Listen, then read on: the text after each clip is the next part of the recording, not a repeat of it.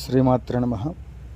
మే 1వ తేదీ దగ్గర నుంచి వృషభ రాశికి గురుగ్రహం యొక్క మార్పు ప్రభావం ఎలా ఉంటుందయ్యా అంటే, వీరు చేసేటువంటి ఒక సమస్త విధములైనటువంటి ఒక కార్యములందు విజయము, విద్యా సంబంధమైనటువంటి ఒక అంశాలయందు ప్రభావాన్ని చూపించటము, శరీరానికి సంబంధించి తేజస్సుకు సంబంధించినటువంటి ఒక అంశములు, అదే మాదిరిగా దేహంలో ముఖ్యంగా దేహ సంబంధమైనటువంటి ఒక అంశాలయందు,